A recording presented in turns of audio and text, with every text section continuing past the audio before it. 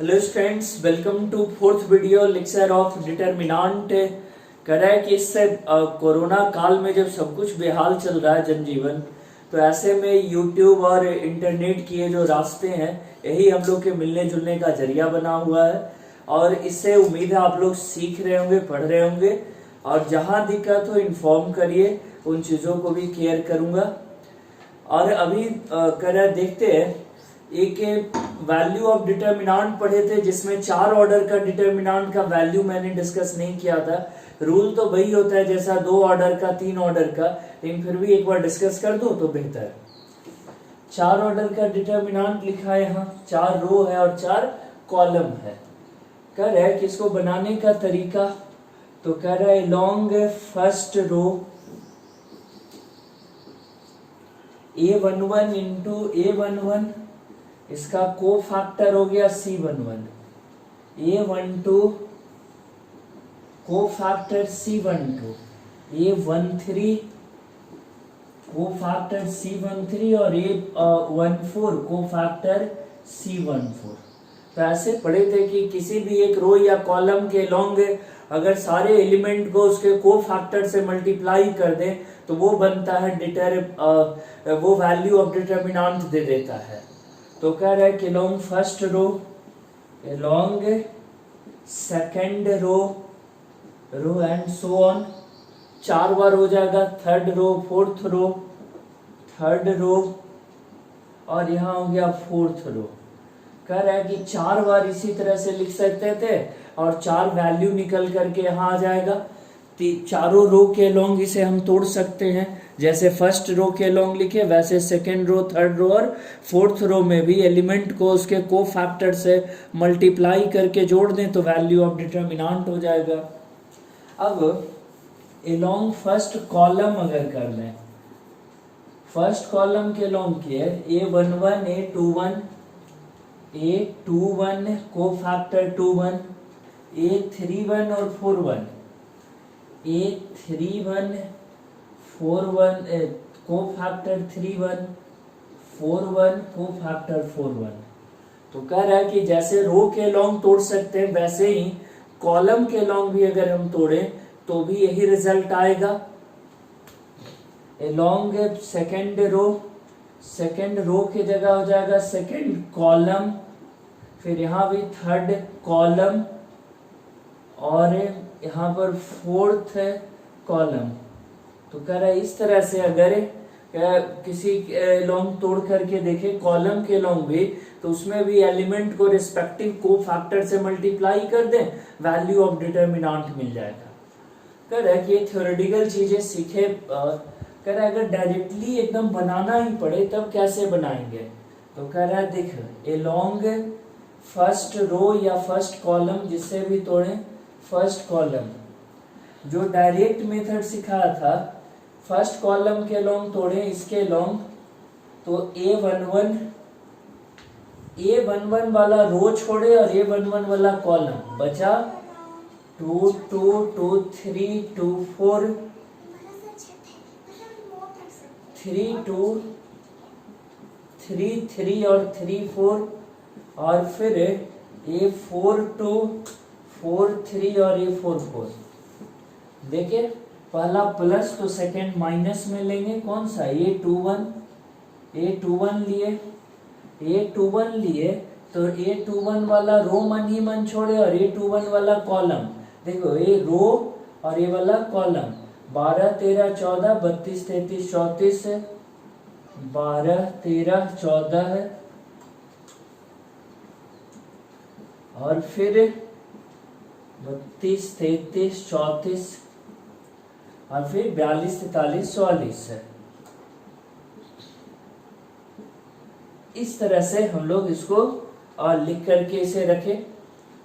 Next अब A21 तक पहुंचे, अब किसका 31 का, तो A31 का ले लें, इसमें कितना हो जाएगा, इसका रो छोड़ देंगे मन ही मन और इसका कॉलम छोड़ेंगे, तो बचा इसका रो, देखो पेन इस पे घुमा रहे हैं, और इसका कॉलम 12 13 14 22 23 24 और 42 43 44। 12 13 14 22, 32, 33 और 34 और एक बचा और 42, 43 और 44।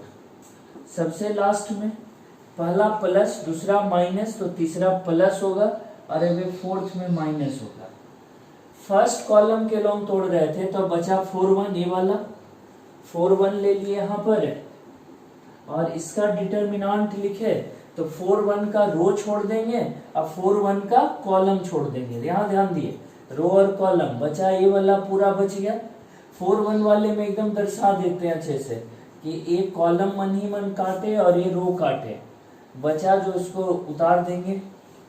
A12, A13 और A14, फिर A22, 23, 24, A32, 33 और A34। इस तरह से निकल कर आ गया।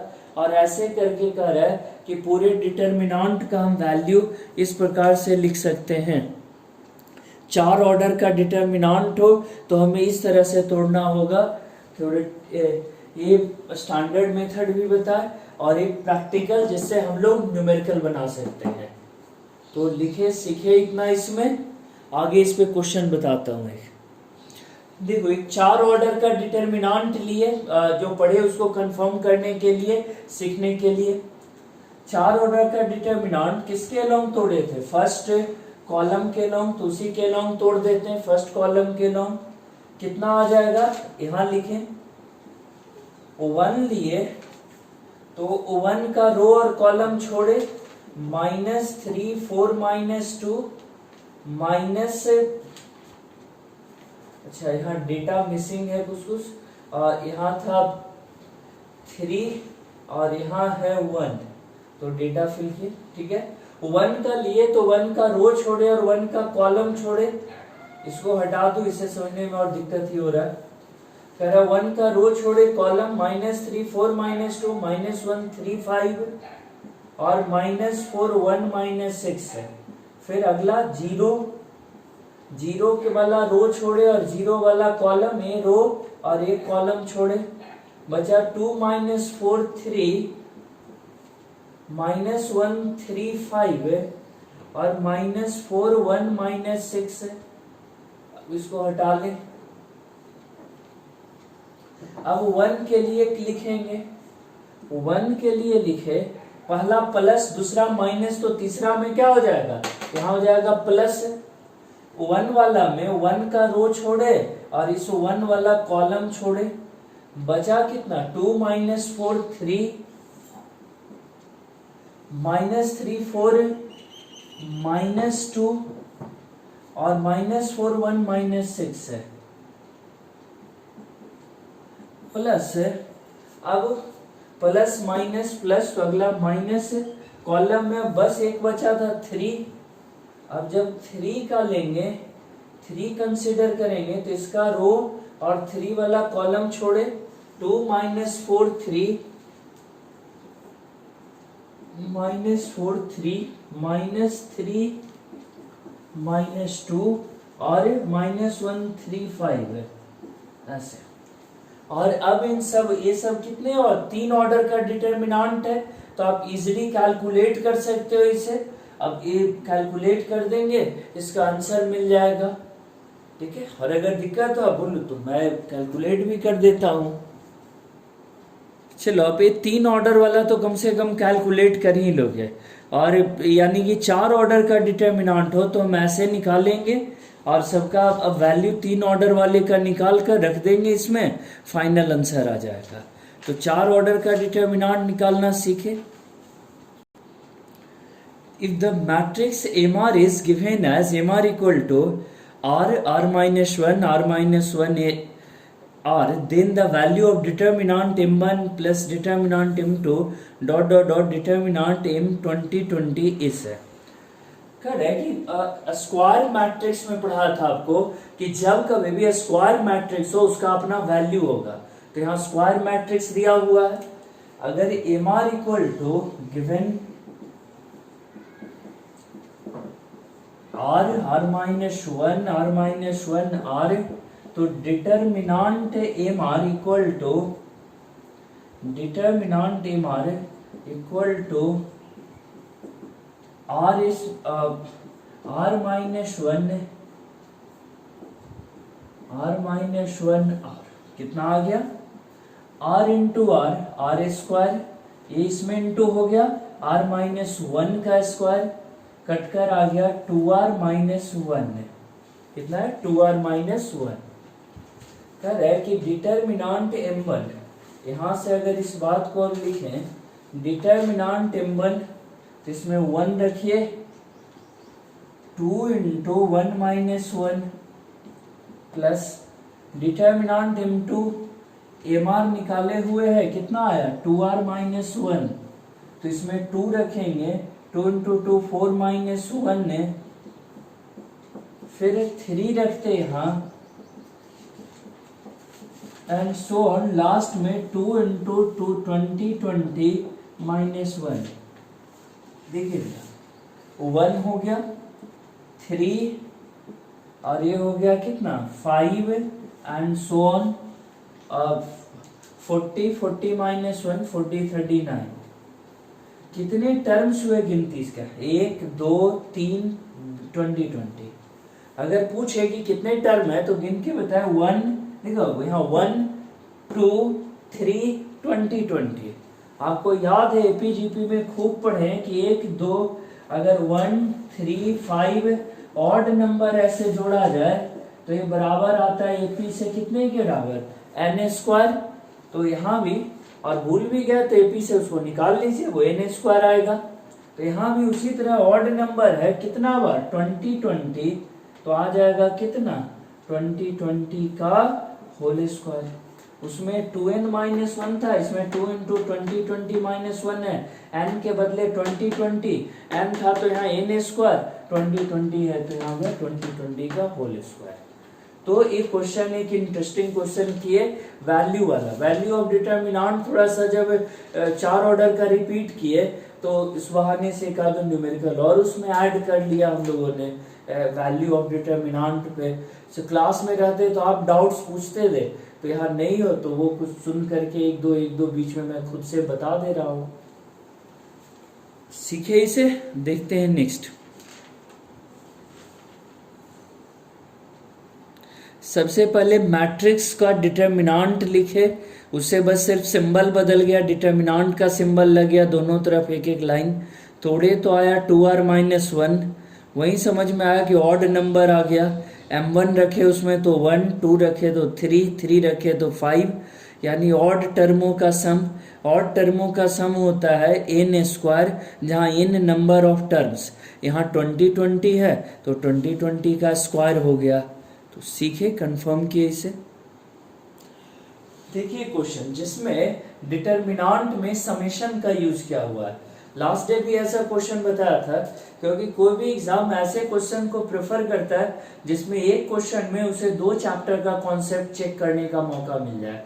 तो इसमें समेशन का भी यूज है थोड़ा, और डिटर्मिनेंट तो है ही। देखिए जरा, जब इस पे सिग्मा लगाएंगे, सिग्मा डेल्टा आर, तो कह रहा है कि ये वेरिएबल आर ए वाला है, तो आर माइनस वन ने R equal to 1 to n sigma R minus one का square, R equal to 1 to n, और फिर सिग्मा आर माइनस वन का क्यूब है, R equal to 1 to n। यहाँ n 6 है, बाकी जो जैसे है वैसे कॉपी हो गया, 3n स्क्वायर माइनस 3n है इक्वल टू, देखिए r1 रखेंगे तो 0 और n रखेंगे तो n माइनस वन, ये हो गया 1 2 से लेकर n माइनस वन तक। सेकेंड में 1 रखें 0, 2 रखें तो 1 और n रखें तो n माइनस वन। 1 2 0 को आगे हमने नहीं लिखा, यहाँ 0 लिखने का कोई मतलब ही नहीं बनता आगे में। इसमें भी फिर उसी तरह से 1 क्यूब 2 क्यूब और कहाँ तक चला गया n minus one cube. n 6 जैसे है कॉपी हो जाएगा, 2n square 4n minus 2, 3n square minus 3n, उतार दिए। देखिए जरा, कह रहा है कि जो रिक्वायर्ड वैल्यू था उसमें 1 से लेके n-1 तक जोड़े, जनरली n तक जोड़ते हैं, n इंटू n प्लस 1/2। यहाँ इन्हीं बेचारा एक कम है, n-1 है, तो हर एक डेटा में तीनों को जब जोड़ेंगे तो जहां जहां n होना चाहिए वहां n-1 हो जाएगा। तो ये ध्यान रखना है कि जो फॉर्मूला तीनों का सीखे हैं उसमें सिंपल जोड़ें या स्क्वायर करके जोड़ें या क्यूब करके, तीनों आता है फॉर्मूला, और तीनों में n पर लास्ट ना होकर कितना पर हो रहा है, n-1 पर जाकर लास्ट हो रहा है। तो यहाँ लिखे n-1 into n/2, n-1 n plus 1 और फिर 2n प्लस 1। तो इसमें सब आ जाएगा ऐसे, क्योंकि n तक है ही नहीं, कहाँ तक गया, n-1 तक, और लास्ट में n स्क्वायर n-1 का स्क्वायर और बटा हो गया 4, इधर हो गया n 2n square 3n square और फिर 6 4n-2 और 3n स्क्वायर माइनस 3n। ये डिटर्मिनेंट है निकल कर।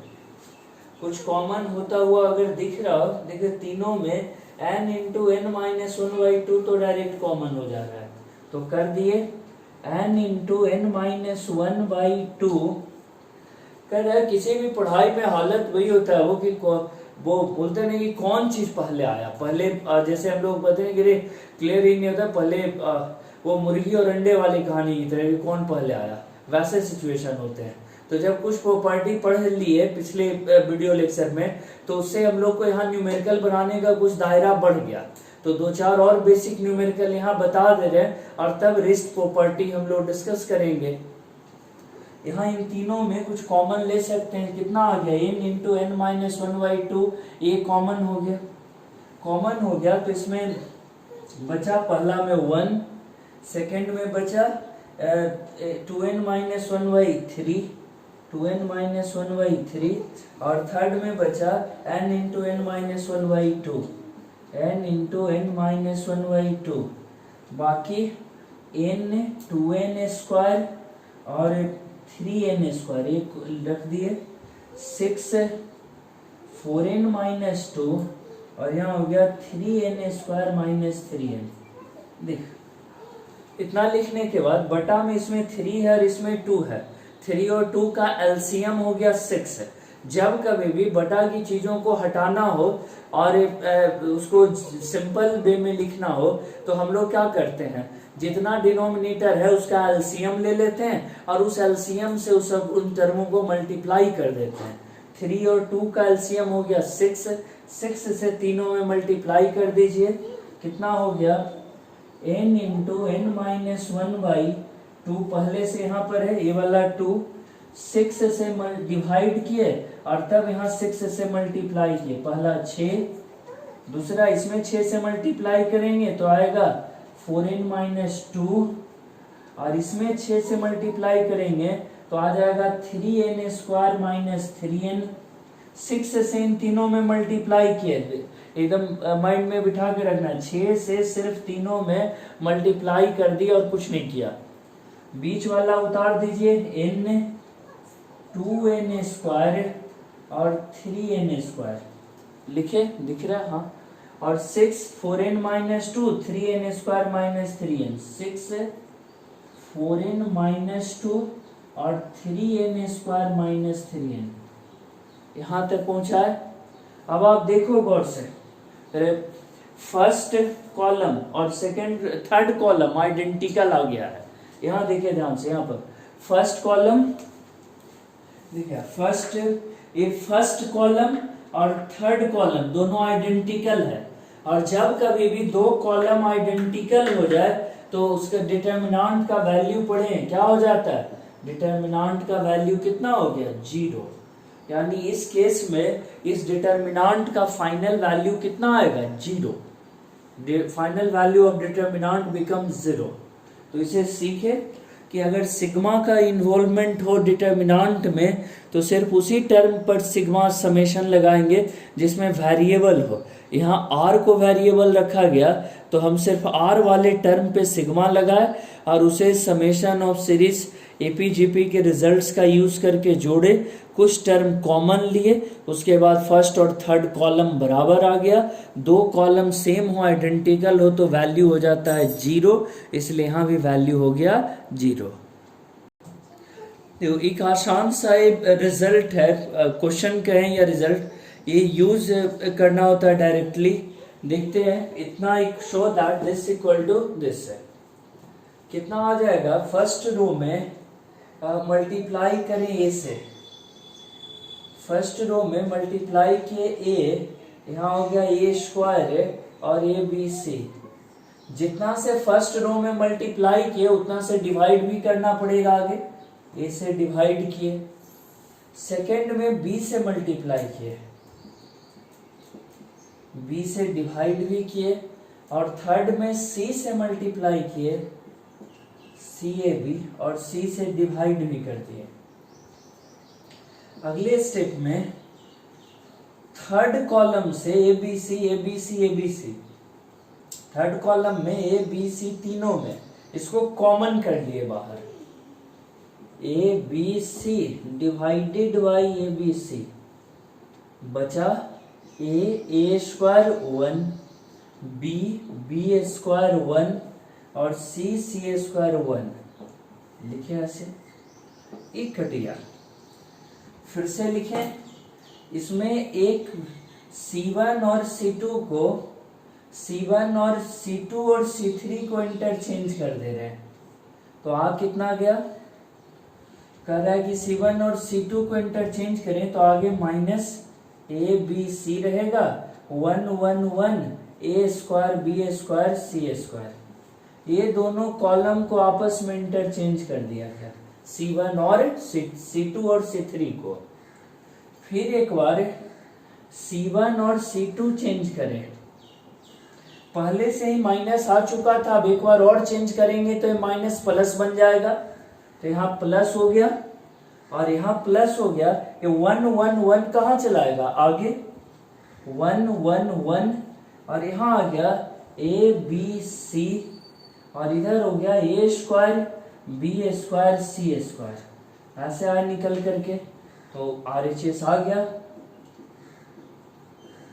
LHS से एक टर्म लेकर चले थे और उससे हमने RHS साबित कर दिया, तो क्लियर हो गया कि ये दोनों आपस में क्या है, इक्वल। कर रहा है कि ये दोनों टर्म इक्वल है, इस बात को एक रिजल्ट की तरह ही याद रखें, यूज करें रिजल्ट की तरह है। और अब इसको थोड़ा और मॉडिफाइड करते हैं, जब इतना सीखे, ये तो सीख गए, आप नोट कर लोगे, और इतना सीखने के बाद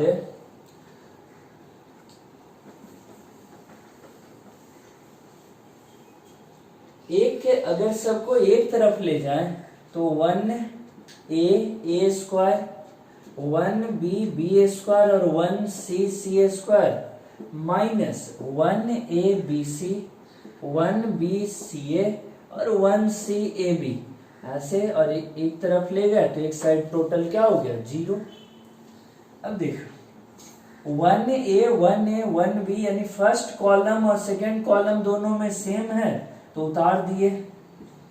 थर्ड में इसमें ए स्क्वायर, इसमें बी सी, बीच में minus B square C square A B, और बीच में सिंबल क्या है, माइनस, तो इतना इक्वल टू 0। तो कई बार ये भी साबित करने के लिए आएगा ऐसे, इतना इक्वल टू 0, तो इसको भी ऐसे रिजल्ट की तरह आप समझ करके रखेंगे, इसका भी वैल्यू क्या होता है, 0। तो देखिए अब आगे नेक्स्ट क्वेश्चन बताता हूँ इस,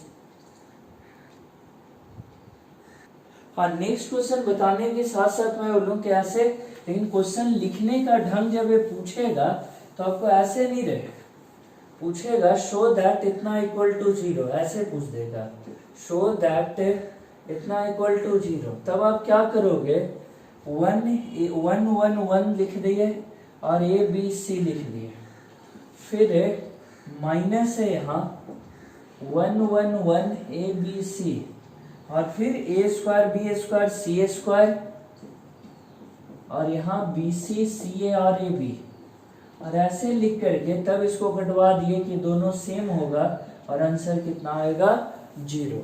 तो आसान चीज है, इसको जिस भी तरीके से आपको लगे इजी उस तरीके से हैंडल कर सकते हैं, अच्छे से पढ़ चुके हैं। In a third order determinant, each element of first row consists of sum of two terms. पहला रो का जितना एलिमेंट है उसमें दो दो टर्म है। Each element of second row consists of sum of three terms है। सेकेंड रो का प्रत्येक एलिमेंट जो है उसमें तीन तीन टर्म है जो का जोड़ घटाव है, और फोर्थ में चार टर्म का जोड़ घटाव है फोर्थ रो में। इसी बात को यहाँ लिखा हुआ है।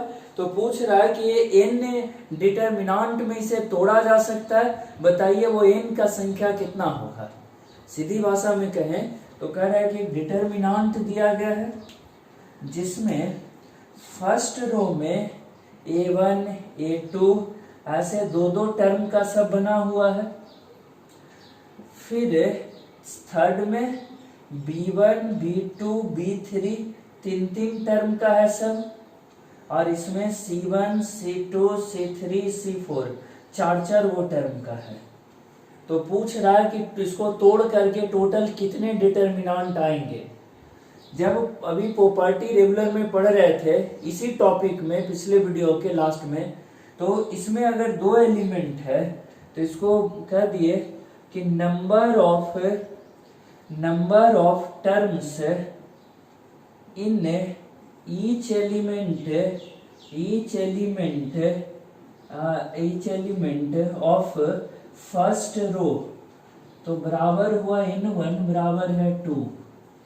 Number of terms in each element of second row n2 नाम दे बराबर है 3, और number of terms in each element of third row तो बराबर n3 बराबर है 4।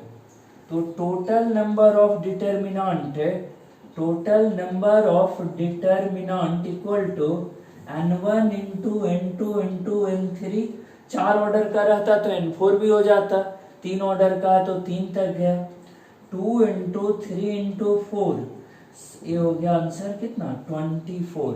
आंसर हो गया डी। इसमें सीखने वाली बात है कि पिछले दिन डिस्कस करके ऐसा दिखाए थे कि एक रो में दो दो एलिमेंट टर्म था और एक में तीन तीन, तो तोड़ के 6 टर्म आया था और इसको बहुत जोर देकर समझाए थे। और वहां एक रूल जैसा भी बनाए थे कि 2 इंटू 3 इंटू 1, यानी जितने का कॉम्बिनेशन होगा, इसमें दो दो है, इसमें तीन तीन है, इसमें चार चार है, तो उसका जो प्रोडक्ट होगा वही देता है नंबर ऑफ डिटरमिनांट। हम कई बार सीखते समय दिल दिमाग बंद कर लेते हैं और ये सोचते हैं कि ये चीज हमको पहले से ही क्यों विजुअलाइज नहीं हो रहा है। कह रहा है कि समझा हुआ तो ही पहले से, अगर पिछला वीडियो अच्छे से पढ़े, लेकिन यहाँ पर इसे एक रूल की तरह याद रखें, क्योंकि इस रूप में बातें हमारे दिमाग में ज्यादा लंबे समय तक रहता है। डायरेक्टली अप्लाई करना भी आसान होता है इस तरह से कि पहला रो में दो दो एलिमेंट, दूसरे रो में तीन तीन और तीसरे में चार चार। तो total number of determinant after breaking it, after decomposing it is equal to product of number of terms 2, 3 and 4। यानी टोटल इस क्वेश्चन के लिए आंसर हो गया 24। अदर क्वेश्चन कोई रहता तो ये फॉर्मूला उसके लिए यूज करेंगे। टोटल नंबर ऑफ डिटरमिनांट इतना, 3 ऑर्डर का था तो 3 मल्टीप्लाई हुआ, 4 ऑर्डर का रहता 4, 2 ऑर्डर का रहता तो 2 बार उस तरह मल्टीप्लाई करते।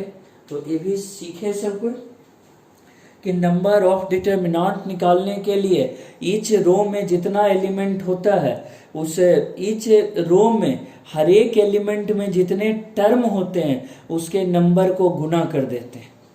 अगर रो पे जो रूल लागू हो वो कॉलम पर भी लागू होता है, यानी अगर कॉलम के सेंस में भी ये बात दिया रहे तो भी यही रूल रहेगा कि जितने टर्म का कॉम्बिनेशन बन के एक एलिमेंट बन रहा है कॉलम वाइज, तो उसको मल्टीप्लाई कर देंगे एग्जैक्टली लाइक रो। ऐसे ही value of determinant formed by cofactors of a given elements of given determinant. कह रहा है कि अगर एक डिटरमिनेंट दे दिया और उसके कोफैक्टर का भी डिटरमिनेंट दे दिया, तो कह रहा है कि कोफैक्टर के डिटरमिनेंट का वैल्यू डिटर्मिनांट के हेल्प से कैसे निकलेगा। तो कह रहा है कि वैल्यू ऑफ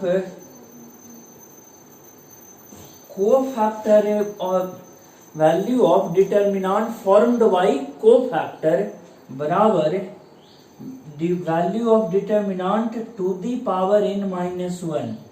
ये फॉर्मूला यहां लगाएंगे वेयर n क्या है, n equal to order of determinant, order of determinant यानी कि अगर 3 ऑर्डर का डिटर्मिनांट होए तो कोफैक्टर वाला आ जाएगा a टू द पावर 3-1 यानी 3 स्क्वायर है।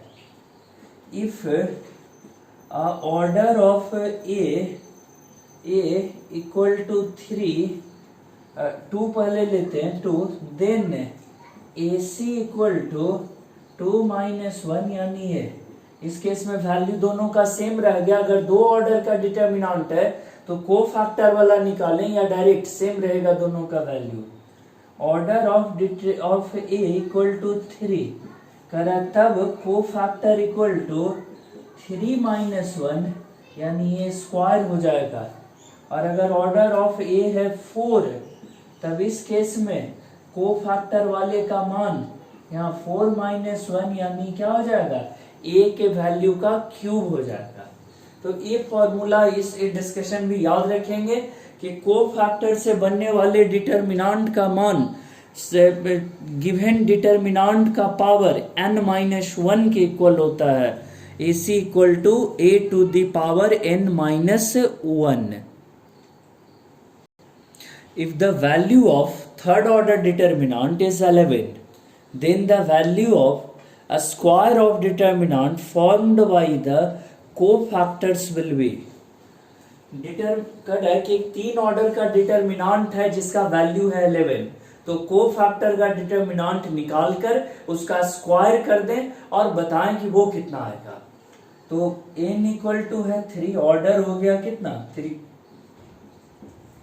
और कोफैक्टर का डिटर्मिनांट पढ़े थे, डिटर्मिनांट के पावर का n-1 होता है। डिटर्मिनांट का वैल्यू है 11, a to the power 3-1, a का 11 ऊपर बचा 2, 121, AC इक्वल टू 121। लेकिन पूछ रहा है कोफैक्टर वाला डिटर्मिनांट AC का स्क्वायर है, तो इसको स्क्वायर कर दिए। 121 का स्क्वायर 121 इंटू 121 करेंगे तो कितने के इक्वल आ जाएगा, 14641। तो यहाँ आंसर कौन सा हो जाएगा, तो यहाँ आंसर हो जाएगा D। ऐसे मल्टीप्लाई करके देख ले तो ज्यादा बेहतर।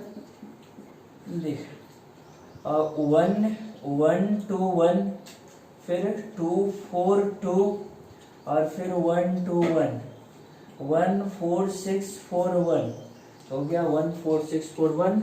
आंसर हो गया कौन सा, D is the correct answer. कि एक डिटर्मिनांट जिसका वैल्यू 11 था, 3 ऑर्डर का डिटर्मिनांट है तो कोफैक्टर का हो जाएगा a टू द पावर 2 यानी 121 हो गया, और उसका स्क्वायर करेंगे तो 121 का square 14641। If all elements above or below the leading diagonals are 0, then value of determinant is equal to the product of leading diagonal। कुछ बेसिक न्यूमेरिकल करने के बाद अब हम लोग प्रॉपर्टी पे आ जाते हैं, और प्रॉपर्टी नंबर 6 में पढ़ते हैं कि अगर कोई डिटर्मिनांट ऐसे दे दे a11 0 0, a21 a22 0, a31 a32 और a33 ऐसे, ये लीडिंग डायगोनल कहलाता है। लिख दिए लीडिंग डायगोनल ये हुआ। इससे ऊपर का सारा एलिमेंट क्या है, 0। ट्रायंगुलर डिटर्मिनांट भी इसे कहते हैं, ट्रायंगुलर डिटर्मिनांट। तो कह रहा है कि ऐसे केस में जब आप इसे तोड़ेंगे तो देखो फर्स्ट रो के अलोंग तोड़ता हूं, a11 इसका रो गया कॉलम गया 22 इंटू 3 3 है, 32 इंटू 0 2 2 3 3 3 2 into 0 बराबर हो गया A11 A22 A33। तीनों डायगोनल एलिमेंट का प्रोडक्ट लिख दिए। तो कह रहा है इसी बात को एक रूल की तरह याद रखते हैं कि अगर डायगोनल के ऊपर 0 हो या नीचे टोटल 0 हो जाए, इस तरह से A11 A12 A13 0 A22 23 0 0 A33, अगर लीडिंग डायगोनल से नीचे भी सब 0 हो जाए तो भी इस केस में वैल्यू ऑफ डिटर्मिनेंट सिर्फ प्रोडक्ट कर देंगे A11 A22 A33। इतना देखने के बाद आपके मन में स्वाभाविक एक सवाल जगेगा कि A11 0 0 0 A22 0 और 0 0 A33, अगर सिर्फ ऐसा हो, सिर्फ डायगोनल डिटर्मिनेंट ही हो जिसमें सिर्फ एक डायगोनल बचे ये वाला, तब क्या होगा? तो कह रहा है इसमें भी आंसर वही होगा, डायगोनल एलिमेंट्स का प्रोडक्ट कर देंगे, डायगोनल एलिमेंट्स को मल्टीप्लाई कर देंगे, वही आंसर निकल कर आ जाएगा। तो ये सीखे कि जब किसी डिटर्मिनेंट में डायगोनल के ऊपर का सारा एलिमेंट 0 हो या डायगोनल के नीचे का सारा एलिमेंट 0 हो या फिर डायगोनल के ऊपर और नीचे दोनों 0 हो। फिर से, अगर किसी डिटर्मिनेंट में डायगोनल के ऊपर 0 हो, डायगोनल से नीचे 0 हो और डायगोनल के ऊपर नीचे दोनों 0 हो, तो कह रहा है इस केस में उसका आंसर निकल कर आएगा डायगोनल के प्रोडक्ट के बराबर। जो डायगोनल एलिमेंट्स होंगे उसको सिर्फ गुना कर दो और उसी से आंसर निकल कर आ जाएगा। कह रहा है इसको हटा करके एकाध ऐसा एग्जाम्पल लिख दें एक लाइन का, जैसे 2 0 0 -1 4 0 और 1 3 -3 है, तो इसका आंसर सिर्फ हो जाएगा 2 × 4 × -3, 2 × 4 × -3 और ये हो जाएगा -24।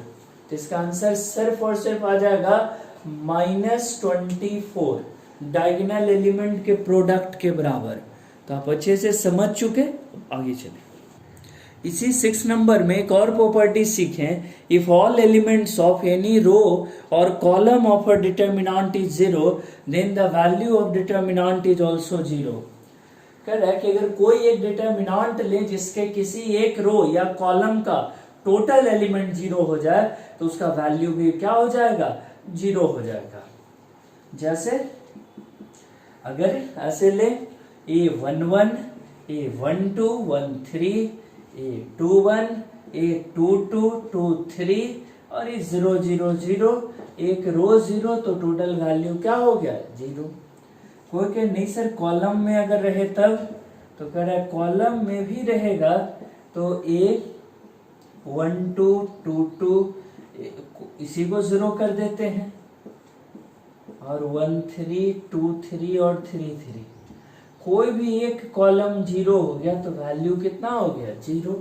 किसी को लगा कि सर 4 ऑर्डर का रहेगा तब, कर अगर 4 ऑर्डर का भी ऐसे है तो 1 2 4 -1 3 2 6 7 एंड 10 -5 7 और 11, कह रहा है एक रो पूरा 0 है तो बिना निकाले वैल्यू क्या हो जाएगा? 0। कह रहा है किसी डिटर्मिनेंट का अगर कोई एक रो और कॉलम पूरा का पूरा 0 होता है तो उस डिटर्मिनेंट का होल वैल्यू 0 हो जाएगा। और इसे प्रॉपर्टी की तरह डायरेक्ट अप्लाई करेंगे, जहां भी न्यूमेरिकल में आएगा, जहां भी क्वेश्चन बनाते समय दिख गया कि पूरा का पूरा एक रो या पूरा का पूरा एक कॉलम में 0 एलिमेंट ही है सब, तो उस समय डिटर्मिनेंट का वैल्यू बिना कुछ निकाले डायरेक्टली 0 कर देंगे। और अब बारी है सबसे इंपॉर्टेंट प्रॉपर्टी का, the value of a determinant remains unchanged if elements of element of a row is added or subtracted in elements of other row directly or after multiplication by a constant term। कह रहा है कि किसी एक रो के सारे elements में दूसरे रो का एलिमेंट जोड़ दें या घटा दें, सीधे जोड़े सीधे घटाएं या कुछ गुना करके जोड़ दें, गुना करके घटाएं, इससे डिटर्मिनेंट के वैल्यू पर कोई फर्क नहीं पड़ता। सुनने में विश्वास लायक नहीं है, लेकिन इसे देखते हैं। a इक्वल टू 2 1 और 3 5, 5 to 10 माइनस 3 और इक्वल टू आया 7। अब इसके फर्स्ट रो में एक मेथड से तो इतना निकाल लिए, फिर से a को लिख दिए 2 1 और 3 5, और पहला रो में दूसरे रो को जोड़ दिए, वो भी जोड़ दिए, R1 में R2 जोड़े, कितना आया? कह रहा है कि दूसरा में R1 में R2 को जोड़े। देखिए यहाँ R1 2 1 R2 3 5 जोड़ेंगे, R1 में R2, 2 में 3 जोड़े, 2 में 3 सीखना है, आया 5, 1 में 5 जोड़े, आया 6, और नीचे जैसे वैसे रखे, ये आ गया 5 इंटू 5 25 माइनस 6 इंटू 3 18 बराबर 7। तो ये बड़ा आश्चर्यजनक लगता है कि एक रो में कोई चीज दूसरे, ये पहला रो में दूसरे रो को जोड़ दिया मैंने, और फिर भी डिटर्मिनेंट के वैल्यू पर कोई प्रभाव ही नहीं पड़ा। तो ये इंटरेस्टिंग है, बहुत अच्छा। कोई बच्चे लगी सर आप जोड़े 2 से गुना करके जोड़ते, तब 2 से इंटू करके, कुछ टर्म से जोड़ इंटू करके जोड़ देते हैं। 2 से इंटू करके भी अगर जोड़े होते, यहाँ देखते हैं एक बार और, a इक्वल टू 2 1 3 5 R1, इसे पढ़ते क्या है इस एरो को, अब मैं यहाँ लिख दे रहा हूं, such that R1 such that R1 plus 2 R2, इस बार डायरेक्टली नहीं 2 से गुना करके जोड़े, R1 चेंज हो रहा है, R1 में 2 से गुना करके R2 को जोड़ा जा रहा है, 2 से R2 में इंटू करिए, 6 और 10 पहला में जोड़िए, 6 और 2 8, 10 और 1 11 है, और नीचे 3 और 5 है, कितना हो गया निकाले जरा, 5 इंटू 8 40, 11 इंटू 3 33, कुल मिलाकर फिर से कितना आया 7। अब मन में जिज्ञासा जगी कि सर ये तो जोड़ रहे हैं आप, घटाते तब, तो इस बार R2 में चेंज कर देते हैं, R2 such that R2 minus 3 R1, देखते हैं क्या होता है। ये था 2 1 3 5, जब चेंज किए यहाँ तो देखें क्या आता है, इस बार R1 को जैसे वैसे रहने दिए, R1 में 3 से गुना किया और R2 में घटाए, 3 से 6, यहाँ 3 से मल्टीप्लाई किए 6, और इसमें 3 से किए तो कितना 3, 6 और 3 को इसमें घटाना है, 6 घटा इसमें तो -3, इसमें 3 से मल्टीप्लाई किए थे तो आया था 3, और वो 5 में घटा तो बचा 2, इस बार निकालिए 2 इंटू 2 4 -3 इंटू 1, और फिर भी वही आया। तो ये बात सच में प्रमाणित हुआ कि किसी भी एक रो में दूसरे रो को डायरेक्टली जोड़ दें, घटा दें, या कुछ गुना करके जोड़ दें, गुना करके घटा दें, हर बार वैल्यू सेम रहता है। और जो रूल रो के लिए वैलिड है वो कॉलम में भी ऑपरेशन किया जा सकता है। किसी एक कॉलम में दूसरे कॉलम को जोड़ दें, घटा दें, डायरेक्ट जोड़ें या कुछ गुना करके जोड़े घटाएं, उससे डिटर्मिनेंट के वैल्यू पर जरा सा भी प्रभाव नहीं पड़ता, वैल्यू ऑफ डिटर्मिनेंट सेम रहता है। तो बहुत इंपॉर्टेंट प्रॉपर्टी है। इस लेक्चर का जो मोस्ट ऑफ द क्वेश्चन है वो इस प्रॉपर्टी पर ही बनता है। तो बाकी जो जितने प्रॉपर्टी अभी एक और बताऊंगा, तो सारे प्रॉपर्टी का जितना वैल्यू उतना अकेले इसका सबसे इंपॉर्टेंट। तो सीखिए इतना कि अगर एक रो में और दूसरे रो को जोड़े घटाएं तो भी वैल्यू सेम आता है। इसमें नोट करके एक बात सीखें कि while applying the property on determinant one row must remains unchanged। कह रहा है कि अगर ऐसा कोई डिटर्मिनेंट हो A1 B1 C1 ऐसे A2 B2 शुड हो और A3 B3 C3, और इस पर आप एक प्रॉपर्टी लगा रहे हैं कि एक रो में दूसरा को जोड़ रहे हैं, घटा रहे हैं, तो कह रहा है कि इसमें मान लो आपने R1 चेंज कर दिया कि R1 plus KR2 minus MR3 ऐसे कुछ किए। आपने R2 चेंज कर दिया तो कह रहे R2 चेंज कर दिया तो R2 plus PR1 minus PR1 और प्लस QR3। लेकिन आप R3 को तो कह रहे कैन नॉट बी चेंज्ड। कह रहा है एक बार में आप तीनों को नहीं चेंज कर सकते, कम से कम एक को आपको अनचेंज्ड रखना होगा। और अगर आप तीनों को चेंज करेंगे तो गलत आंसर है, वो वैल्यू ही डैमेज हो जाएगा पूरा डिटर्मिनेंट का, तब यह प्रॉपर्टी लागू नहीं होगा। जैसे अभी क्वेश्चन में R1 मैंने चेंज किया, एक और R2 मैंने चेंज किया, लेकिन अब R3 को हम चेंज नहीं कर सकते। एक बार में अगर 3 रो है तो आप कोई 2 रो को ही चेंज कर सकते हैं। या और सेम प्रॉपर्टी कॉलम पर भी लागू होगा, सेम प्रॉपर्टी कॉलम पर भी लागू होगा। 3 कॉलम है तो आप 2 को ही चेंज कर सकते हैं, आप तीनों को एक साथ चेंज नहीं कर सकते। इसको यानी लिख दें कि नंबर ऑफ ऑपरेशन बराबर n-1 n equal to order of determinant. Number of operation on row या कहें और कॉलम किसी पर भी अगर लगाते हैं तो कह रहा है कि ये आएगा n-1 के बराबर, जहां n क्या है, ऑर्डर है उस डिटर्मिनेंट का, ऑर्डर ऑफ डिटर्मिनेंट n है जो उस डिटर्मिनेंट का ऑर्डर है, और जितना ऑर्डर है उससे एक कम ही हम ऑपरेशन कर सकते हैं। इसमें एक बात और अब सीखते हैं, कह रहा है नोट का फर्स्ट पॉइंट सीखे। दूसरा, while applying this property on determinant, one row column must remains unchanged। अब सीखेंगे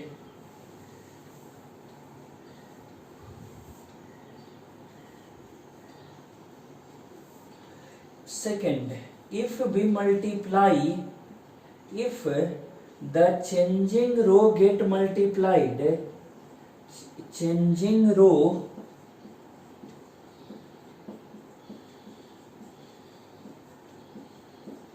get multiplied by k, then determinant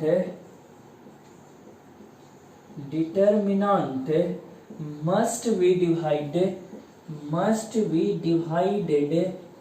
by k। अगर हमने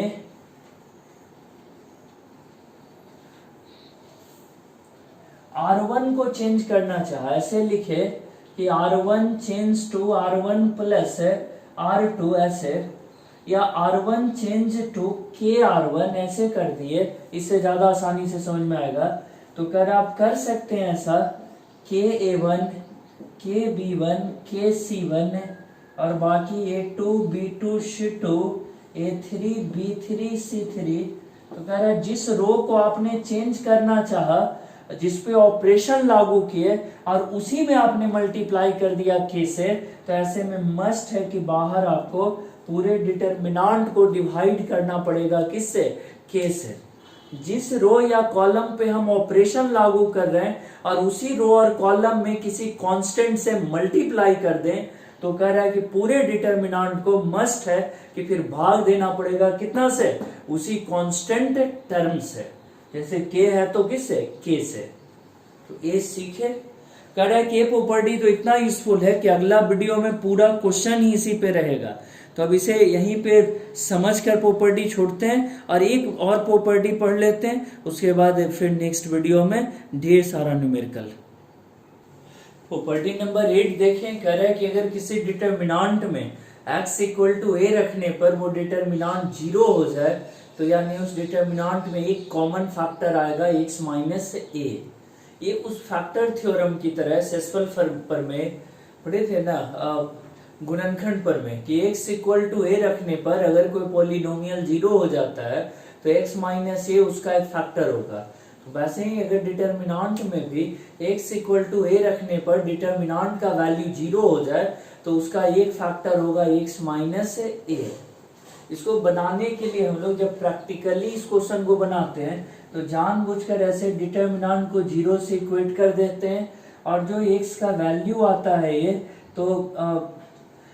तो ये कहते हैं कि एक रूट हुआ इसका, इज अ रूट और x minus A is a factor, ऐसे वर्ड यूज करते हैं। तो रूल तो सीखे कि जो डिटर्मिनांट में अगर x इक्वल टू a रखने पर डिटर्मिनांट 0 हो जाए तो डिटर्मिनांट x माइनस ए उस डिटर्मिनांट का एक फैक्टर होगा। लेकिन इसको प्रैक्टिकल करके देखते हैं कि कैसे न्यूमेरिकल बना कर देखते हैं। तो न्यूमेरिकल लिखता हूं। क्वेश्चन देखिए, द रूट ऑफ इक्वेशन इतना इससे कह रहा है कि उस दिए गए इक्वेशन का एक रूट बताएं। इक्वेशन दे दिया इतना इक्वल टू 0। नियम रूल वाइज प्रॉपर्टी वाइज तो इसमें x रख के देखें और जो रखने पर 0 आ जाए वही रूट कहलाएगा, लेकिन क्या प्रैक्टिकली वो संभव है? नहीं। तो ऐसे में इसको क्या करेंगे, C1 कॉलम 1 में सबको जोड़ दिए, 3x माइनस 8 और यहाँ हो गया +3 + 3, 3 + 3x माइनस 8 + 3, 3 + 3 + 3x माइनस 8, इधर हो गया 3x माइनस 8 3 और यहाँ हो गया 3x माइनस 8 इक्वल टू 0। कितना आ गया 3x और -2, 3x माइनस 2, 3x माइनस 2, बाकी जो है उसको कॉपी कर दिए और यहाँ हो गया 3x माइनस 8 बराबर 0। इसमें से कॉमन कर लेंगे, ठीक है। 3x माइनस 2 1 3 3, 1 3x माइनस 8 3 और 1 3 3x minus 8 equal to 0, 3x minus 2 equal to 0, x equal to 2/3। Answer कितना निकल कर आ गया, x इक्वल टू 2/3। तो ये आया रूट। तो ये पूछ रहा था कि दिए गए इक्वेशन का एक रूट निकाल कर बताएं, तो आंसर हुआ x इक्वल टू 2/3। देखते हैं नेक्स्ट क्वेश्चन। एक और इक्वेशन डिटर्मिनांट के फॉर्म में दिया हुआ, डिटर्मिनांट के फॉर्म में पूछ रहा है कि इसके रूट्स निकाल कर बताएं। कह रहे रूट्स निकालने के लिए फिर प्रोसेस उसी तरह करेंगे, C1 C2 C3 जोड़े, इसमें दोनों जोड़ेंगे तो आ जाएगा x + 1, x + 1 और x + 1 1 1, बाकी जो है वो सब ऐसे लिख दिए और इक्वल टू 0। कॉमन कितना आ गया देखे जरा, x + 1 कॉमन हो गया, बचा 1 1 1 और बाकी जो है सबको उतार दीजिए, 1 x - 1 इक्वल टू 0। डिटर कर है किसी भी चीज में अगर एक दो टर्म का प्रोडक्ट 0 है तो बारी बारी से दोनों को 0 कर देंगे। कर है कि इसको 0 करेंगे, x इक्वल टू -1 और इसे अब इधर क्या करें हल करने के लिए, कह रहे इधर भी तरीका, इधर एक टर्म तो आ गया सीधा सीधी कितना, x + 1 को 0 कर दिए तो आ गया x इक्वल टू -1। दूसरा में जब इस डिटर्मिनांट को 0 करेंगे 1 1 1, x - 1 1 और 1 x - 1 इक्वल टू 0। इसमें ऑपरेशन क्या करेंगे, अब 0 R2 में R1 घटा दें और R3 में भी R1 घटा दें। क्यों? क्योंकि देखो R2 और R3 कुछ एक जैसा है, लेकिन R1 एक अकेला है जो डिफरेंट है, तो उसको घटाएं सब में तो सिंप्लीफाई होगा आसानी से। 1 1 1 0 x - 2 0 0 0 x - 2। अब इसको सॉल्व कर दें, जिसमें इधर भी 0 तीनों आ गया तो ये डायगोनल के प्रोडक्ट के बराबर होगा। x माइनस 2 का स्क्वायर 0 और x बराबर कितना हो गया, पढ़े थे कि डायगोनल के नीचे अगर सब 0 हो जाए तो ये डायगोनल वाला तीनों का प्रोडक्ट ही हमारे काम का बचेगा। तीनों को मल्टीप्लाई कर दिए 1 x माइनस 2 होल स्क्वायर आया 0, x बराबर 2, यानी दो रूट्स हो गए, एक आया था यहाँ -1 और दूसरा यहाँ आया 2। तो कह रहा है कि अब इस प्रॉपर्टीज पर मिक्स्ड क्वेश्चन प्रैक्टिस करवाऊंगा नेक्स्ट वीडियो लेक्चर में, और तब तक जो है हम लोग इतना जितना पढ़े रिवाइज प्रैक्टिस करते रहें, सीखते रहिए। और thank you very much for cooperation, इतने अच्छे से आप लोग पढ़ रहे हो, सीख रहे हो, और जरूर इसका यूज करिए। Okay, thank you.